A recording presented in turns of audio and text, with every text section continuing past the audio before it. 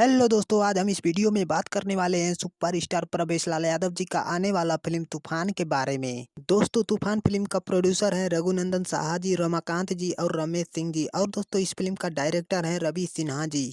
और अगर इस फिल्म में नजर आने वाले कलाकार का बात करें तो इस फिल्म में नजर आने वाले कलाकार हैं सुपरस्टार प्रवेश लाल यादव जी, टीनू वर्मा जी, अमरीश सिंह जी, अली खान जी, प्रकाश जैस जी, अरुण काका जी और भी कई सारे कलाकार इस फिल्म में नजर आने वाले हैं दोस्तों। और दोस्तों, आप सबको बता दें कि रोशन फिल्म्स इंटरटेनमेंट और रंबाई इंटरटेनमेंट के बैनर तले बनाई गई ये फिल्म एकदम शानदार, दमदार और धमाकेदार फिल्म होने वाली है दोस्तों। जी हाँ दोस्तों, ये फिल्म इतना शानदार, दमदार और धमाकेदार होने वाला है कि इस फिल्म को रिलीज करते ही सारे भोजपुरी दर्शक लोग सिनेमा घरों में टूट पड़ेंगे दोस्तों।